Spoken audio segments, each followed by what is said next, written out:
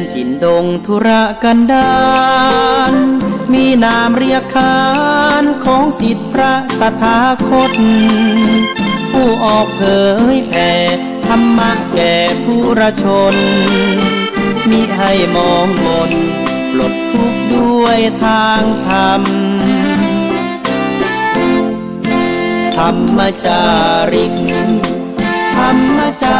ริกธรรมจาริกถึงอยู่กลางป่าหรือว่ายอดดอยท่านไม่เคยถอยเฝ้าคอยชี้น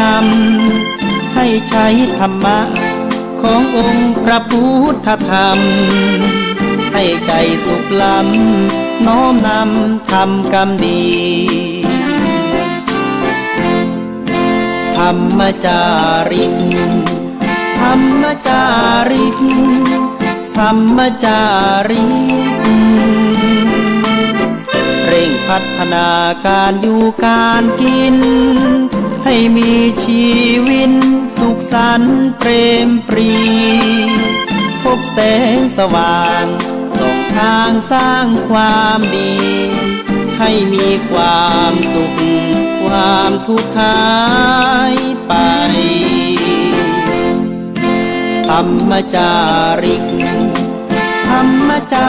ริกธรรมจาริก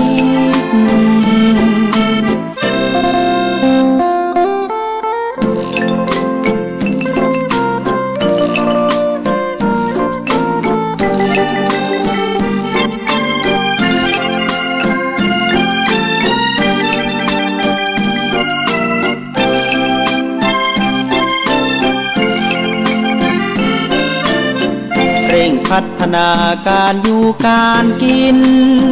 ให้มีชีวิตสุขสันต์เปรมปรีพบแสงสว่างส่องทางสร้างความดีให้มีความสุขความทุกข์หายไปธรรมจาริกธรรมจาริกธรรมจาริกธรรมจาริกธรรมจาริกธรรมจาริกธรรมจาริก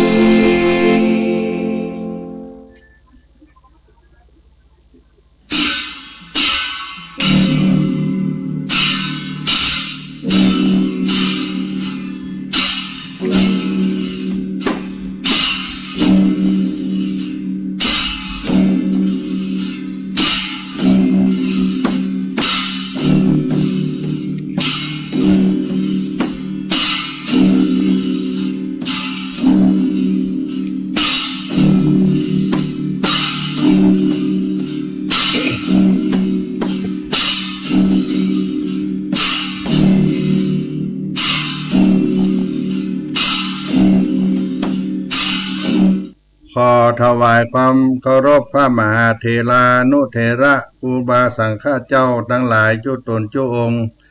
เจริญสุขเจริญธรรมมหามุลสธาสาธุชนพุทธบริษัททั้งหลายที่ได้สดับรับธรรมะตั้งสถานีวิทยุวัดฝายหินมหาวิทยาลัยเชียงใหม่ในคลื่น FM 104.50 เมกะเฮิรตซ์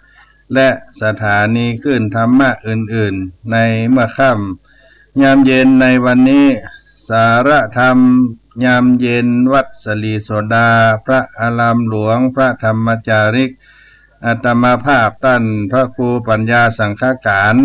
ผู้ช่วยเจ้าอาวาสวัดสลีโสดาพระอารามหลวงได้มาพบกับท่านสาธุชนทั้งหลายในวันนี้วันที่28 กุมภาพันธ์พุทธศักราช 2565 เป็นวันจันทร์และก็เป็นวันสุดเสี่ยงเดือนที่2ของปีพุทธศักราช 2565 ในวันนี้ได้เดินทางไป ศาสนกิจในเมืองเชียงใหม่แล้วก็วัดพระสิงห์หลวงวัดพระสิงห์วรมหาวิหารในการสอบบาลีในวันนี้ก็เป็นวันสุดท้ายก็ปริปุณังจบเสียงไป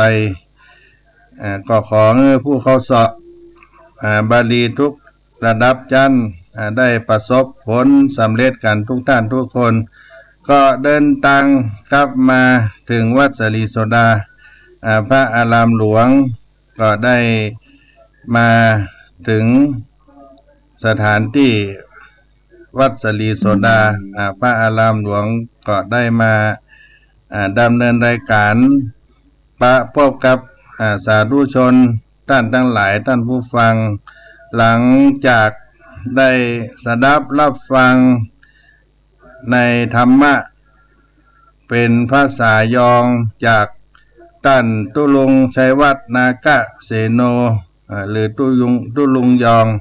ตุลุงชัยวัฒน์ก็เป็นที่เราเมาเอาใจกับสาธุชนท่านผู้ฟังได้ตักได้ตายให้กำลังอกกำลังใจกันไปก็ทำให้ญาติโยมท่านผู้ฟังได้มีความสุขบันเทิงในธรรมของพระพุทธเจ้าที่ตุลุงชัยวัฒน์นากาเสโนหรือว่าตุลุงยองได้มาบรรยายธรรมะสาระธรรมเป็นภาษายองก็จบลงไปท่านตุลุงได้ส่งรูปในการไปเอายอดชัดต่างธาตุพระเจ้าสี่สองเมืองที่ม่อนพระเจ้าสี่สองเมืองส่งมาให้อาตมาภาพได้ดูก็อนุโมทนาสาธุการครับคณะที่ได้ดำเนินการได้สร้างพระธาตุเจ้าสองดวงหนึ่งก็เป็นสัญลักษณ์ของนครปิงเชียงใหม่ก็คือพระธาตุเจ้าดอยสุเทพได้มาที่ฐานเอายอดชัดที่วัดพระบรมธาตุเจ้าดอยสุเทพที่พระเดชพระคุณหลวงพ่อพระธรรมเสนาบดีเจ้าอาวาสวัดพระบรมธาตุเจ้าเพิ่นได้ประทักษิณนำเอายอดชัดต่างธาตุส่งรูปภาพมาให้อาตมาภาพก็ยกมือ10 นิ้วสาธุการอนุโมทนามีท่านอาจารย์พระครูอภิวัฒนาวิกรมผู้อำนวยการสถานีคลื่นสีขาวท่านตุลุงชัยวัฒน์นากะเสโนแล้วก็อาจารย์ประเสริฐประสันโนในขวังพระธาตุเจ้าดอยสุเทพก็ได้อนุโมทนาสาธุการญาติโยมก็ได้สดับรับฟังกำหนดการต่างๆในทางสถานีวิทยุทุกท่านก็จะได้หันพระธาตุเจ้าสองดวงเวลาไปเชียงไฮ้ก็จะหันพระธาตุเจ้าสองดวงที่ดอยนางแก้วตั้งเชียงไฮ้ขึ้นลงมาตั้งเชียงใหม่ก็ผ่านไปผ่านมาก็เป็นพุทธานุสติล่ำเปิงถึงคุณพระพุทธเจ้าพระธาตุเจ้านั้นเป็นสัญลักษณ์เป็นตัวแทนของสองจังหวัดพระธาตุเจ้าดอยสุเทพพระธาตุเจ้าดอยตุงอันเป็นหมิ่งเมืองของสองเมืองเชียงใหม่เมืองเชียงไฮ้ก็อนุโมสาธุการโมทนาบุญกับทุกท่านทุกคนที่ได้ร่วมกันทำบุญกินทานเพื่อจะมีการเฉลิมฉลองปล่อยหลวงกันในเดือนมีนาคมที่จะถึงบักกี่วันนี้ก็ขอสาธุอนุโมทนาด้วยอาตมาภาพก็ได้มาดำเนินรายการพบปะเก้าท่านทั้งหลายในช่วงบ่ายได้ลงไปวัดพระสิงห์มาได้มาดำเนินรายการก็ได้มาภาคค่ำยามเย็นในวันนี้ข้างก่อนได้นำเอาสาระธรรมนำเอามาปั่นมาฝากพี่น้องท่านสาธุชนทั้งหลายก่อนที่จะถึงสาระธรรมที่จะได้มามาจ๋าเป็นกู้เป็นกิมเล่าเศร้าจ๋าเล่าสู่กันฟังก็จะได้นำเอาสุภาษิตล้านนาเอามาปั่นมาฝากเพื่อเป็นการอนุรักษ์คำสอนของบรรพชนบรรพบุรุษของเฮา ที่เปิ้นได้สอนสั่งเอาไว้เพื่ออนุชนคนเมื่อล่าไปลุนจะได้นำเอาเป็นข้อคิดประดับจิตประดับใจวันนี้มีสุภาษิตในล้านนาไทยบทที่ว่าเก็บบ่าแขว้งพอไปตังบ่าเขือเก็บบ่าเขือพอถึงพักแคบพักเข้าเก็บบ่าแขว้งพอไปตังบ่าเขือเก็บบ่าเขือพอถึงพักแคบพักเข้าในความหมายนั้นก็มีความหมายอยู่ว่าขณะที่เราได้มีภารกิจใด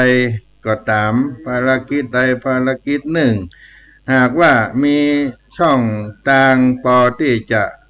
ทำการร่วมกันได้ก็ควรช่วยโอกาสปฏิบัติได้ทำไปพร้อมๆกันเพื่อให้ได้ประโยชน์หลายอันหลายสิ่งอาจารย์สนั่นธรรมที่เปิ้นได้ประพันธ์เป็นบทกล่าวเอาไว้ในสุภาษิตเก็บบ่าแขว้งพอไปตังบ่าเขือเก็บบ่าเขือพอถึงพักแคบพักเข้าอันนี้เอาไว้ว่าเป็นบทกล่าวมีอยู่ว่าเก็บเอาบ่าแขว้งพอเอาบ่าเขือลวดพอตังเขือพักแคบพักเข้าหลอนสิบ่าแฟนลวดแม่นบ่าเมาถือโอกาสเอาอย่างพร้อมเวลาหนึ่งเดียวคือเกี่ยวกิ่งน้อมเอาหลายสิ่งต้อมโดยไปบ่เสียกาละดังข้อกำไขภาระกำไรเที่ยงได้กับได้ภาระกำไรเที่ยงได้กับได้ ขณะที่เฮาได้เก็บบ่าแขว้งมาแว้งหรือบ่าเขือพวงควรสายตาหาไปตั้งบ่าเขือแม้เก็บบ่าเขือก็ควรมองหาไปยอดฟักแคบตำลึงยอดฟักเข้าก็ไปด้วยกันซอยมาแฟนสิมาแฟนก็ควรถือโอกาสซอยเอามาเมาไปด้วยเช่นกันในเวลาหนึ่งเวลานั้นก็ควรถือโอกาสทำกิจกรรม หลายอันหลายอย่างไปด้วยกันก็จะบ่ได้เสียเวลาหากทำตามเช่นนี้ผลในเชิงกำไรก็ย่อมมีได้กับเฮาอย่างเดียวเก็บบ่าแขว้งพอไปตังบ่าเขือเก็บบ่าเขือพอถึงพักแคบพักเข้าก็เป็นสุภาษิตล้านนาไทยเอามาปันฝากพี่น้องท่านทั้งหลายในมาค่ำยามเย็นในวันนี้น้อ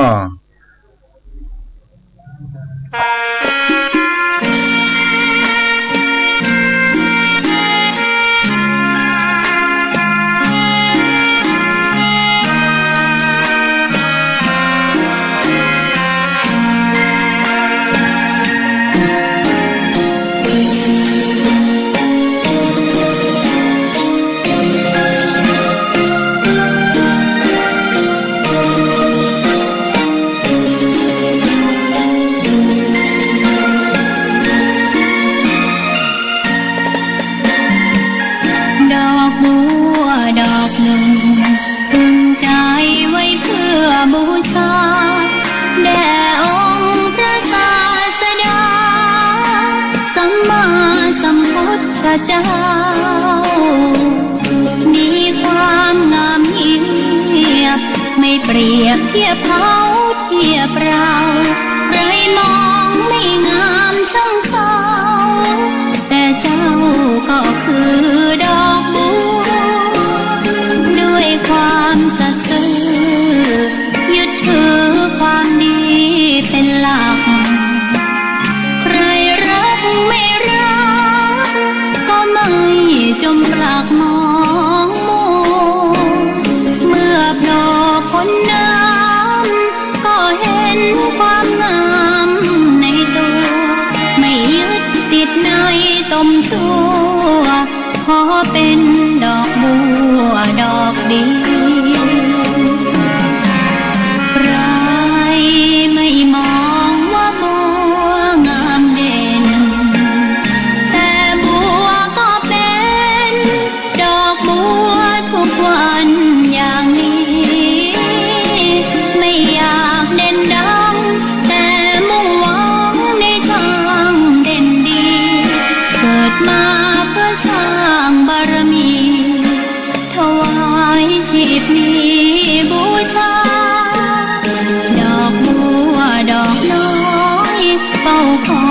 คนที่ใจบุญมาออบเอื้อเกื้อกูลรู้ค่าของบุญเก็บบัวขึ้นมาเพื่อสร้างความดีและสร้างบารมีดังว่าใช้ดอกบัวนี้บูชาพระสัมมาสัมพุทธองค์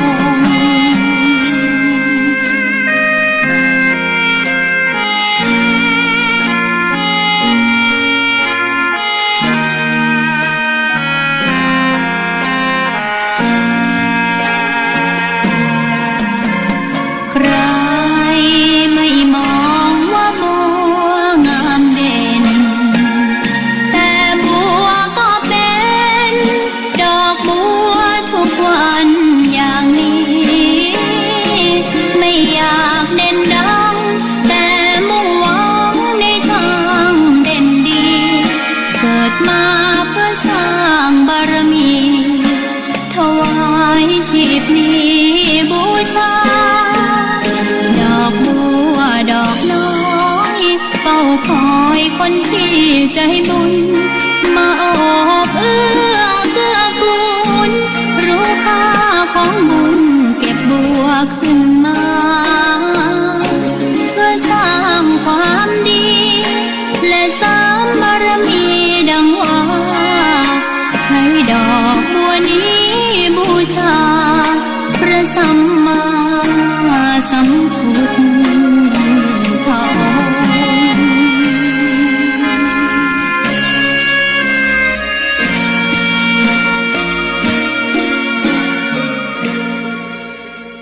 ท่านสาธุชนผู้ฟังธรรมะทั้งหลายอาตมาภาพท่านพระครูปัญญาสังฆการหรือท่านพระครูพรหมินทร์ได้นำเอาธรรมนิพพานสูตรได้มาเทศนาธรรมเมื่อคราวก่อนซึ่งได้กล่าวด้วยภูมิปัญญาของคนล้านนาไทยซึ่งเป็นวัฒนธรรมที่เด่นชัดในทัศนะที่มนุษย์เพิ่งมีต่อมนุษย์สอนให้ชาวบ้านได้รู้จักประพฤติปฏิบัติตามประพฤติปฏิบัติตนมั่นคงในคำสอนในทางพระพุทธศาสนาที่ได้ปรากฏในนิพพานสูตรในคุณของพระรัตนตรัยในบุญกิริยาวัตถุ3ในกุศลกรรมบทกุศลกรรมบททั้ง10ประการและก็ในพรหมวิหารธรรมทั้ง4เป็นหลักธรรมต่างๆนานาที่มุ่งสอนให้คนปฏิบัติตนเป็นสมาชิกที่ดีต่อสังคมและก็ดำเนินชีวิตได้สอดคล้องกับจารีตวัฒนธรรมในประเพณีท้องถิ่นของล้านนาของเราเป็นอย่างดีและในนิพพานสูตรฉบับล้านนานั้นเป็นการสอนนำเอาหลักที่สามารถไปประพฤติปฏิบัติเรื่องของเทวดาเรื่องของเศรษฐีที่ได้สอนลูกสาวเป็นต้นในธรรมนิพพานสูตรก็ให้ได้ประพฤติตนอยู่ในศีลธรรมให้จิตใจของตนเองนั้นมีความสัมพันธ์ระหว่างหลักธรรมที่จะได้ส่งเสริมความสัมพันธ์ระหว่างมนุษย์พรหมวิหารธรรมโดยเฉพาะคุณลักษณะเมตตากรุณามุทิตามีความรักความเมตตาต่อกันความปรารถนาสุขความเจริญให้แก่เพื่อนมนุษย์ได้ปลดเปลื้องความทุกข์ที่เกิดขึ้นให้ได้ลดลงพ้นจากความทุกข์ยากลำบากปล่อยยินดีและก็มีความสุขกับสัตว์และบุคคลได้พ้นจากความทุกข์สนับสนุนให้เขาได้รับความสุขยิ่งขึ้นไปมีความรู้สึกที่ดีที่ประกอบไปด้วยปัญญา วางตัวเป็นกลางกับทุกสิ่งไปตามธรรมจากอดีตสู่สังคมไทยตั้งแต่สังคมน้อยๆไปถึงระดับใหญ่ถึงประเทศมีความสมานสามัคคีดำรงชีวิตอยู่ด้วยดีด้วยสุขตลอดมาได้รักษาศีล5ศีล8ศีล10รักษาพรหมวิหารธรรมก็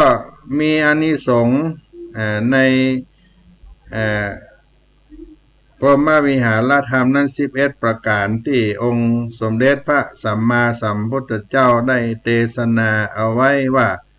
สุขขังสุปฏิสุขขังปฏิพุทธตินะปาปะกังสุปินังปัสสติมนุษสานังปิโยโหติอมนุษสานังปิโยโหติอมนุษสานังปิโยโหติเทวตารักขันตินัสสะอักกิวาวิสวกรรมติตุวัฏถังจิตตังสมาธิญติมุขวันโนวิปัสสีตติอัสสมุลลหิกาลังกาโลติอุตตลิอัปปติวัชชันโตภัมมะโลกุปโกโหติมีอานิสงส์ได้ไขยังเมตตาเป็นที่เบิ่งแก่เฮาท่านทั้งหลายได้มีภละอานิสงส์11ประการก็คือยามรับก็หากเป็นสุขเหลือหลายตื่นขึ้นมาก็สบายจมชื่นบ่ฝันร้ายเมื่อตื่นตกใจแม้นไปทางใดก็มีผู้ที่ปิญาหุมฮักใคร่ฝูงปีศาจน้อยใหญ่ปิญาแปลงเทวดาก็แฝงแวดเฝ้าเทวดาแฝงวงแวดเฝ้าไฟยาพิษและหอกดาบนั้นเล่าบ่ฆ่าให้ตายจิตใจก็มุ่งหมายเป็นสมาธิได้เร็วรีบด่วนใบหน้าก็งามเรียบร้อนผ่องผิวใสสติก็บ่หลงไหลเมื่อจะกระทำมรณาตนี่เป็นอานิสงส์แห่งการมีเมตตาเอกตัสสารวมแล้ว11ข้อโดยย่อโดยอันแคบได้เอามาพูดจาให้พี่น้องตัดทั้งหลายในเรื่องเมตตาธรรมเมตตาธรรมที่องค์สมเด็จพระสัมมาสัมพุทธเจ้าได้กล่าวในเมตตาในเมตตัญจะสัปปะโลกัสสมิงมานะสัมภาวะเยอปริมานังอุทังอโทจะติริยัญจะอสัมปะทังอเวรังอสัปปะตังติถันจรังนิสินโนวาสยาโนวายาญาวัตตสะวิคตามิโทเอตังสติงทิฏฐัยญะพระมะเมตตังวิหารังอิทะมาหูต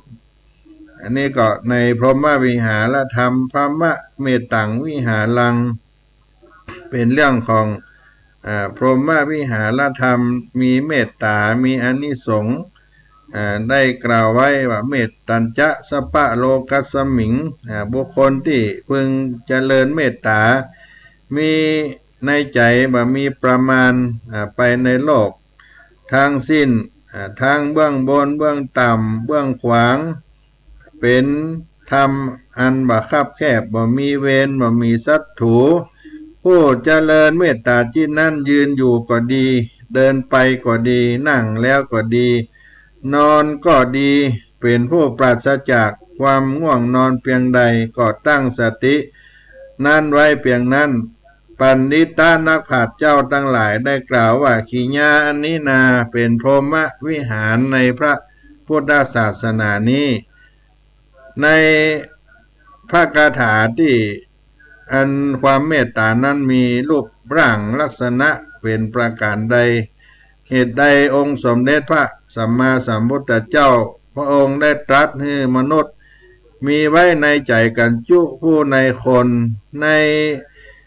หนังสือวิสุทธิมรรคพรหมวิหารนิเทศได้แสดงลักษณะของเมตตาพรหมวิหาร ไว้ว่าการประพฤติตนในลักษณะเกื้อกูลหนึ่งการน้อมนำประโยชน์เข้าไปเกื้อกูลหนึ่งเมื่อมีความอาฆาตมาดร้ายหนึ่งบ่โกรธเคือง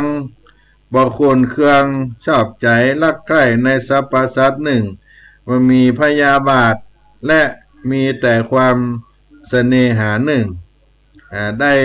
กล่าวไว้เพื่อความเข้าใจแจ่มแจ้งในอารมณ์ของความรู้สึกความเมตตาคือมากยิ่งขึ้นไปท่านก็จึงได้แสดงลักษณะเมตตาไว้ในอัฏฐาลินีอัฏฐกถาพระธรรมสังฆานีปกรณ์ตุก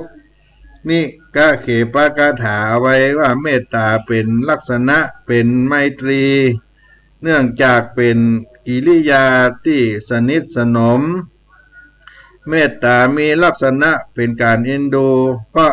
คอยปกป้องคุ้มครองเมตตามีลักษณะแสวงหาผลประโยชน์เกื้อกูลต่อกันเมตตามีลักษณะเป็นความสงสารเนื่องจากคอยหวั่นไหวตามไปด้วยดังนั้น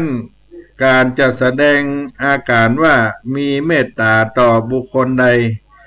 จึงต้องมีลักษณะดังกล่าวที่ได้กล่าวมาซึ่งถ้าหากว่าบ่ใจอาการเหล่านี้ก็บ่ใจความเมตตาอย่างแท้จริงแม้แต่องค์สมเด็จพระบรมศาสดาพระสัมมาสัมพุทธเจ้าซึ่งเป็นพระบรมครูของเฮาท่านทั้งหลายก็ได้ทรงปั้มเป่งมาแล้วสิ้นโกรธสิ้นกัปเป็นอันมากเมื่อมาถึงปัจฉิมชาติที่จักได้ทลักตัสโลเป็นพระสัมมาสัมโพธิญาณเมื่อยังครองราชสมบัติอันเพียบพร้อมไปด้วยกามสุขจุปการเมื่อพระองค์ได้ทอดพระเนตรหันคนชราทุพพลภาพหันคนเกิดเปียทิป่วยไข้หันคนมรณะคนตายก็เกิดความสลดเศร้าพระทัยในจิตในใจทรงหันว่าเหตุเหล่านี้เป็นทุกขภัยที่น่าสยดสยองสำหรับตน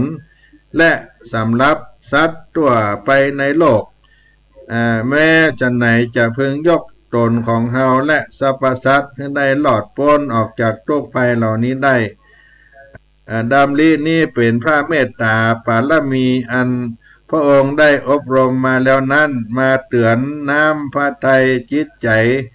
ข้าพระองค์ได้พ้นจากจาติชรามรณะได้แล้วก็ทรงหันมวลหมู่สรรพสัตว์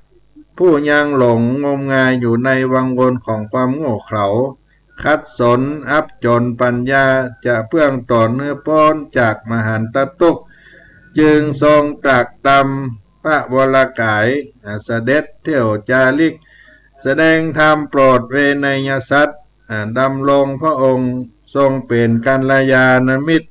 ประกาศพระธรรมคำสอนได้จี้ตางพระนิพพานทรงบัญญัติสิกขาบทวิสัยไว้สำหรับกุลบุตรผู้เกิดมาภายหลังได้ดำเนินตามจนวันนี้ล้วนแต่สำเร็จด้วยเมตตาปารมีที่พระองค์ทรงปั้มเป่งมาเต็มรอบแล้วจึงมีพระคุณนามปรากฏอยู่ว่ามหาการุณิโกนาโถพระโลกนาถเจ้าทรงพระมหากรุณาคุณเป็นที่เพิ่งของมวลหมู่สรรพสัตว์เมื่อพระบรมศาสดาองค์สมเด็จพระสัมมาสัมพุทธเจ้าพระบรมไตรโลกนาถได้ขนหมู่สัตว์ออกไปจากทุกข์แล้วเพราะอาศัยเมตตาอันใหญ่หลวงพระพุทธองค์ก็ทรงแนะนำพร่ำสอนให้มวลหมู่สัตว์มีหลักเมตตาธรรมไว้ประจำใจเพื่อประโยชน์สุขของสังคมและมวลหมู่มนุษยชาติเองโดยเฉพาะเป็นผู้ที่เป็นใหญ่ในหมู่คณะทุกคนควรมีไว้ในจิตในใจเป็นคุณธรรมของพระพรหมในพระพุทธศาสนาเรียกว่าพรหมวิหารสี่ประกอบไปด้วยเมตตา กรุณาโมทิตาและอุเบกขาเป็นข้อสุดท้ายเป็นเครื่องมือเพื่อให้มนุษย์ได้อยู่ร่วมกันอย่างผาสุกปราศจากการเบียดเบียนมีแต่ความรักใคร่กลมเกลียวกันสมานสามัคคีกันอันชีวิตมนุษย์นั้นบุญกรรมนำแต่งเมื่อเกิดกำเนิดก็เกิดมาย่อมเป็นไปตามกฎของบุญและบาปนั้นมีความแตกต่างทางร่างกายและความเป็นอยู่มีวันเวลาที่จะล้มลุกคลุกคลานพลาดพลั้งเจ็บป่วยเมื่อวันนั้นของชีวิตมาถึงความหวังที่จะได้เปิ่งปาอาศัยก็มาจากเพื่อนมนุษย์ด้วยกันที่ได้หันความเมตตาเกื้อกูลยิบยื่นปัจจัยสี่ด้วยไมตรีต่อกันเพื่อจะดับทุกข์เข็นเว้นภัยผู้ใดมีเมตตาธรรมไว้ประจำจิตดังที่ได้กล่าวในเบื้องต้นได้อย่างล้นพ้นบ่มีที่สุดที่ประมาณไปในโลกทั้งสามก็จักได้ชื่อว่าเป็นผู้มีจิตใจกว้างขวางบ่คับแคบปราศจากเวรภัยประพฤติตามในที่ได้กล่าวไว้ว่าเมตตัญจะ เมตตาญะภิกขเว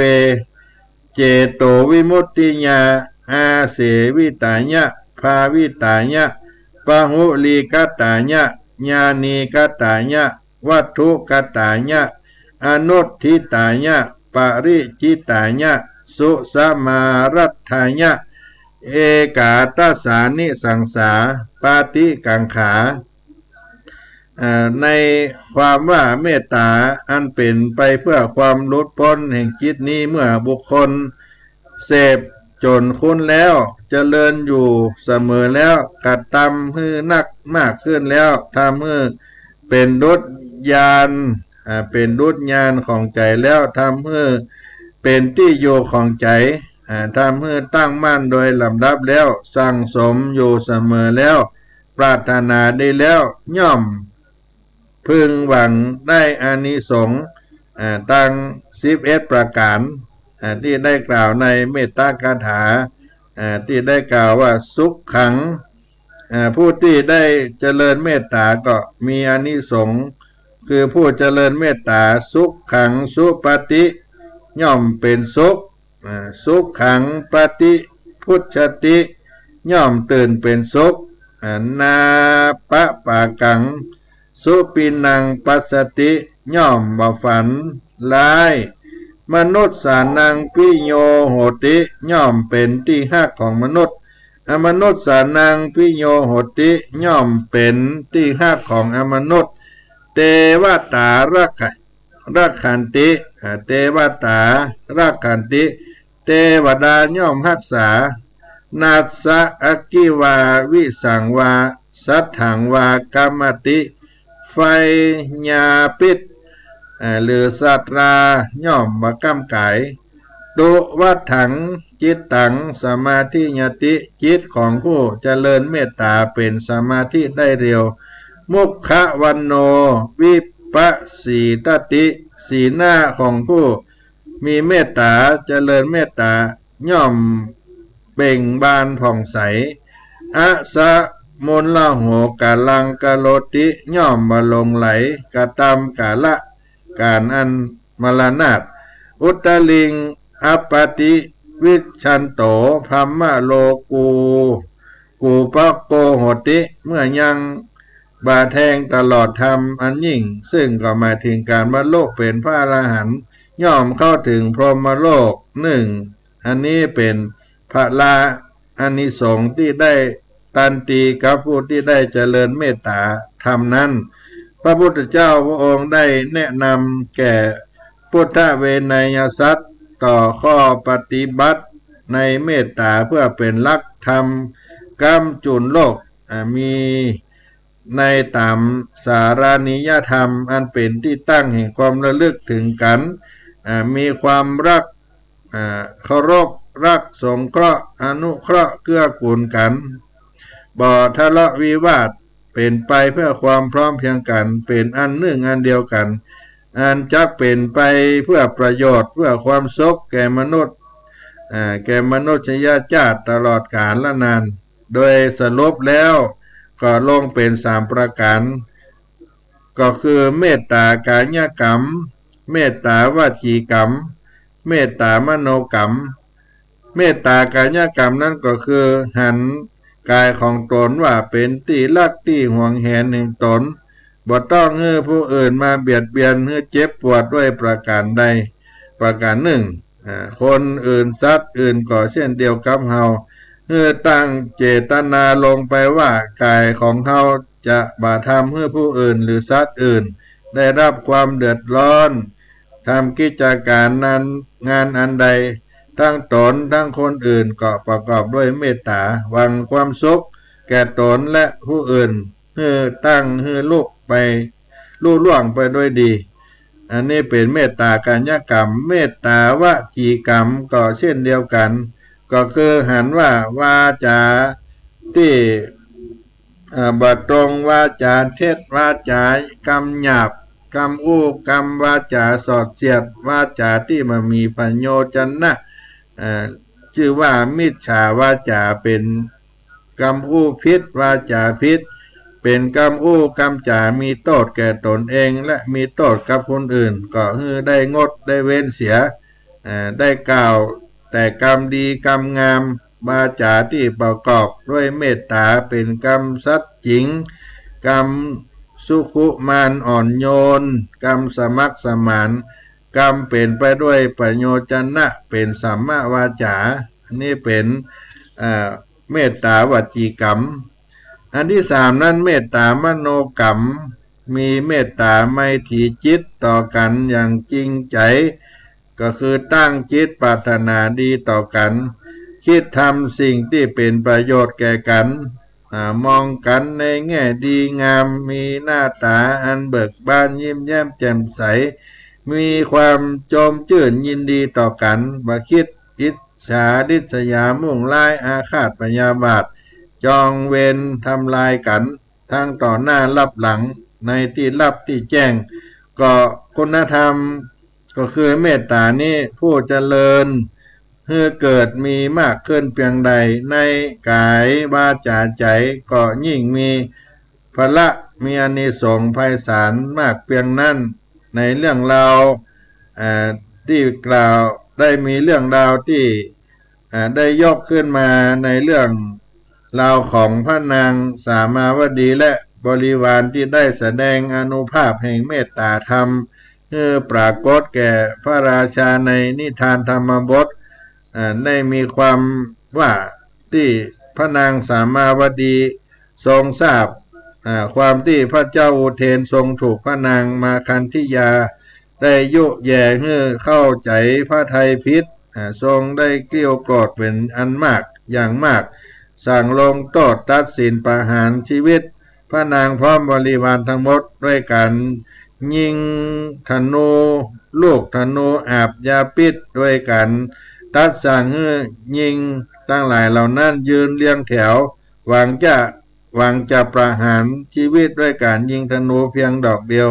คราวนั้นเมื่อพระเจ้าอุเทนได้ยกกันธนูประจำพระองค์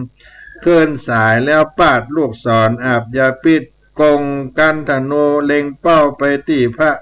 อุระของพระนางสามาวดีซึ่งประทับอยู่ข้างหน้าและแห่งยิงบริวารทั้งหลายก่อนที่ลูกศรจะแล่นออกจากกันธนูนั้นพระนางสามาวดีได้ให้โอวาทแก่ยิงบริวารว่าไม่ยิงตั้งหลายสหายตั้งหลายที่พึ่งงานอื่นของเฮาบ่มีเธอตั้งหลายจงเจริญเมตตาจิตให้สม่ำเสมอส่งไปให้แก่พระราชาแก่พระเทวีมากันธิยาและแก่ตนเองอย่าได้ถือโทษโกรธต่อไผคนใดเลยข้านเมื่อโอวาทนั้นจบลงยิงทั้งหลายเหล่านั้นก็ปฏิบัติตามป้ากันแผ่เมตตาเมื่อพระราชาได้ปล่อยลูกศรออกไป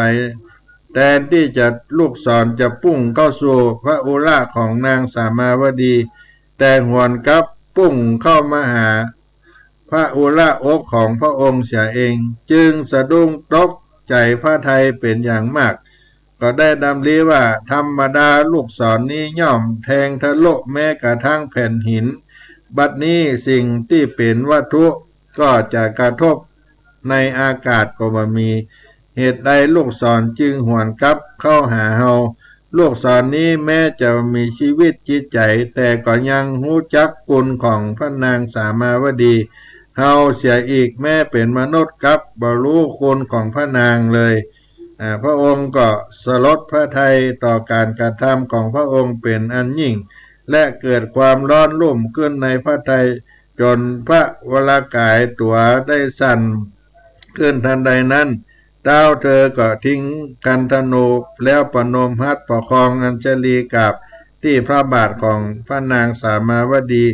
อ้อนวอนให้พระนางได้ยกโทษและขอถึงพระนางเป็นที่เพิ่งตลอดไปพระนางสามาวดีก็จึงกราบทูลให้พระเจ้าพระราชาทรงถึงพระบรมศาสดาเป็นสรณะที่เพิ่งเป็นอย่างที่นางได้กระทำอยู่นั้นฉะนั้นเมื่อเฮาท่านทั้งหลายได้ทราบด้วยถึงเมตตาธรรมะอันเป็นอานุภาพดังนี้ก็จุงได้ควรที่จะเจริญเมตตาจิตแผ่ไปให้หมู่สรรพสัตว์ด้วยกันแผ่ขยายกระจายความดีไม่ถี่ต่อกันออกจากกิริยาทั้งสามเมตตาที่แสดงออกทางกายด้วยการช่วยเหลือเกื้อกูลเมตตาที่แสดงออกทางวาจาด้วยการอู้กำม่วนเพราะไพเราะสนอหูประกอบไปด้วยประโยชนะเมตตาที่แสดงออกทางใจก็ด้วยความสัตย์จริงใจต่อกันการที่แผ่เมตตาเป็นพิเศษประการหนึ่งก็คือเจริญเมตตาภาวนาได้แก่ทำสมาธิมีเมตตาเป็นอารมณ์แล้วก็แผ่ออกไปก็นิยมทำกันในสองวาระหลังจากที่เราได้ทำความดีและก่อนที่จะเข้านอนก็รับเข้านอนเพื่อให้สรรพสัตว์ได้รับความอิ่มเอิบใจและเป็นไปเพื่อชำระใจให้ได้หมดจดจากโทสะพยาบาทอันเป็นนิวรณ์ตะกอนใจผู้ที่ภาวนาต้องปลงพยาบาทให้ตกย่อมได้อานิสงส์ของการเจริญเมตตา11ประการที่ได้กล่าวไว้อย่างน้อยที่สุดผู้ภาวนาก็สามารถได้เกิดสภาวะทั้งสามก็คือปากงามหน้าใสใจเป็นสุขจึงมีกรรมอุปมาจิตเหมือนป่าเมตตาเหมือนน้ำจิตที่ขาดเมตตาก็เหมือนป่าที่ขาดน้ำถ้าจิตมีเมตตาก็เหมือนป่าที่ได้น้ำตามที่ได้ยกได้แสดงมาพูดจาให้กับมหาชนท่านทั้งหลายในเมตตาธรรมได้มีพละมีอานิสงส์บังเกิดขึ้นกับเฮาท่านทั้งหลายได้ควรที่จะเอาไว้เป็นที่จำเริญในจิตในใจของเฮาสุขขังสุปฏิผู้เจริญเมตตาย่อมรับเป็นสุขสุขขังปฏิพุชติย่อมตื่นเป็นสุขนาป่าปะกังสุปินังปัสสติย่อมมาฝันลามกรายกาศมนุษย์สานังพิโยโหติก็ย่อมเป็นที่หักของมนุษย์มนุษย์สานังพิโยโหติย่อมเป็น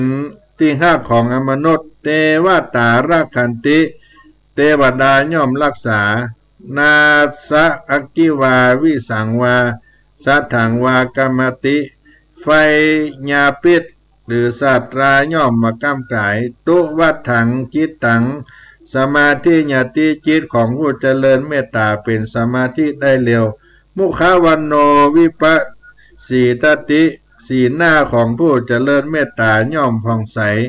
อาสะมุลโหกาลังกโลติย่อมมาลงไหลกาตามกาละอันมรณาตคือบาลงตายอุตตลิงอัปปติวิชันโตภมะโลโกปะโกโหติเมื่อยังบ่ฮู้แจ้งธรรมอันยิ่งก็คือบ่ได้บรรลุธรรมถึงเป็นพระอรหันต์ก็เข้าถึงพรหมโลกก็เป็นอานิสงส์ที่องค์สมเด็จพระสัมมาสัมพุทธเจ้าได้แนะนำให้เฮาท่านทั้งหลายได้กระท ได้ประพฤติปฏิบัติว่าเป็นเมตตาเพื่อให้เป็นหลักธรรมนิกรรมจูนโลกอาตมาภาพได้แสดงพระบาลีบทบาทคาถาได้กล่าวไว้ก็ขอญาติโยมทั้งหลายได้นำเอาไปใช้ได้เกิดประโยชน์กับตนกับตัวท่านสาธุชนทั้งหลายในสาระธรรมในพระธรรมจาริกวัดสลีโสดาพระอารามหลวงจังหวัดเชียงใหม่ก็ภาคการสกรรมก็จะมาต่อใต้รายการเสียงธรรมพระธรรมจาริกปาพวกกับท่านสาธุชนทั้งหลายก่อนน้อ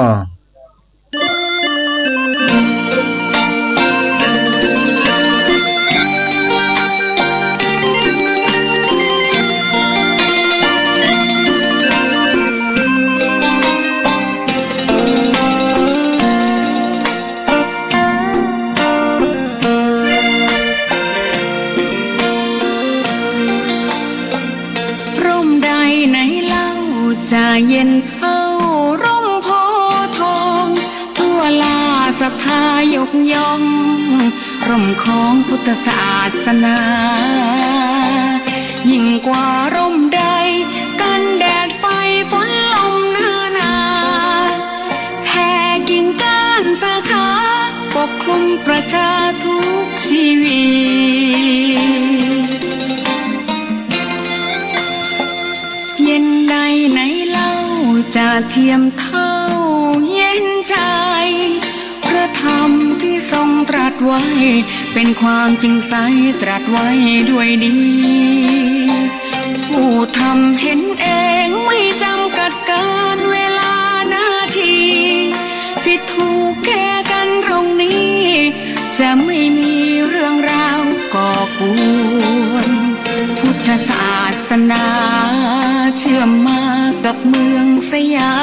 มวัดบ้านโรงเรียนเขตข้ามปฏิบัติตามแม่ยามเรรวนคิดทำสิ่งใดเป็นไปเพื่อประโยชน์ทั้งมวลทำดีละสิ่งยั่วยวนขนึงครวญทางสายกลางชนะในเล่าจะเทียมเท่าชนะตนยิ่งใหญ่ในทุกแห่งหนยิ่งกว่าชนะคนในสงครามไม่มีกลับแพ้ไม่มีเรื่องแย่มาลุกลามประพฤติปฏิบัติตามองค์สัมมาสัมพุทธเจ้า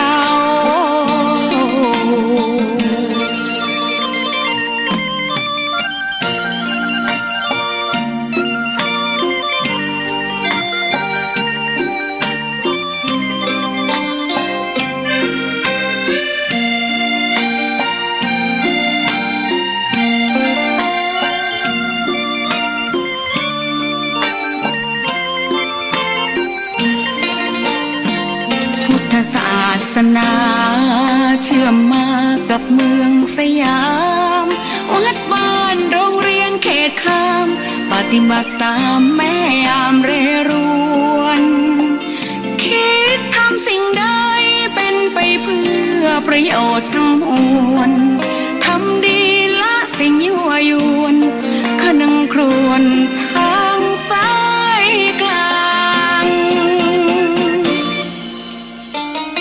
ชนะในเล่าจะเทียมเท่าชนะตนยิ่งใหญ่ในทุกแห่งหนยิ่งกว่าชนะคนในสงครามไม่มีกลับแพ้ไม่มีเรื่องแย่มาลุกลามประพฤติปฏิบัติตามองค์สัมมาสัมพุทธเจ้า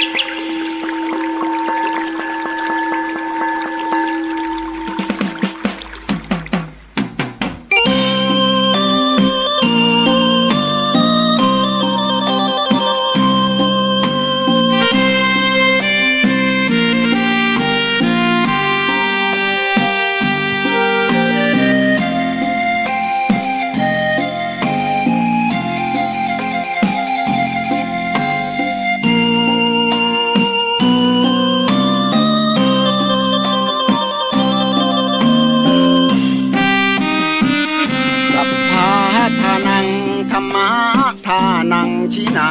ติ ภาษาบาลีที่พุทธองค์ท่านทรงตรัสสอนการให้ธรรมะชนะการให้จงได้สังวรให้ทราบภายในชะล้างจิตใจให้คำสั่งสอนธรรมะจะช่วยกัดกร่อนนิวรณ์จะได้เบาบางสัพพะทานังธรรมะทานังชินาติได้ฟังคำนี้ท่านทรงบ่งชี้หนึ่งไม่มีสองให้ทำเป็นทานสารต่อปัญญานำพาแสงส่องแสงธรรมชี้นำถูกต้องรับรองท่านต้องสุขใจ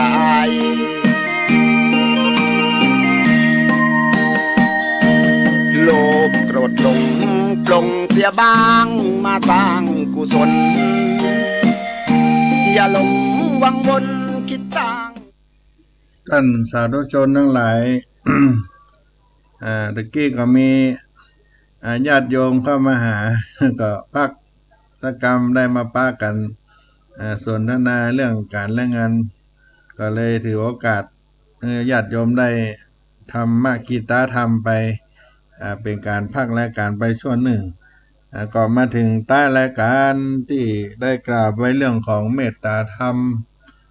โลโกปัฏฐะโลโกปัฏฐัมภิกาเมตตาเมตตาเป็นธรรมคำจุนโลกอันเมตตานั่นคือธรรมคำจุนโลกช่วยคลายโศกดับทุกข์ความยุกข์เข็นช่วยดับร้อนผ่อนคลายหายลำเค็ญ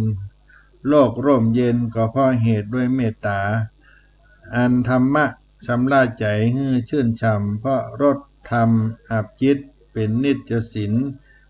ชะโลมกายให้สะอาดปราดราคินล้างมลทินด้วยธรรมชำนะมารสุขโขบุญญสะอุจจโยการสั่งสมบุญย่อมนำสุขมาให้ขอบุญกุศลผลบุญจงก้ำจูศรัทธาสาธุชนทั้งหลายได้ปรารถนาสิ่งใดแล้วขอให้ความมุ่งมั่นปรารถนาสิ่งนั้นจงสำเร็จแก่ญาติโยมทั้งหลายวันนี้รายการสาระธรรมยามเย็นวัดสลีโสดาพระอารามหลวงโดยอัตมาภาพท่านพระครูปัญญาสังฆการขอล่ำลาสาธุชนท่านทั้งหลายไว้เพียงเท่านี้ก่อนก้อยพระก้อยพบกันใหม่ในวันพรุ่งนี้ขอให้ญาติโยมได้ทำภารกิจมาค่ำยามเย็นกินข้าวกินน้ำแล้วก็ไหว้พระสวดมนต์เมื่อค่ำเมื่อเย็นก่อนเข้ารับเข้านอนก็เจริญเมตตาทำคุณงามความดีเมื่อใดก็ให้แผ่เมตตาตามที่ได้กล่าวในธรรมะในต้นรายการเอาไว้ให้ญาติโยมตามที่คำสอนขององค์สมเด็จพระสัมมาสัมพุทธเจ้าได้กล่าวไว้ก็จะเป็นสุขกันทั่วหน้าจัตตาโลธรรมาวัฏันติอายุวันโนสุขัง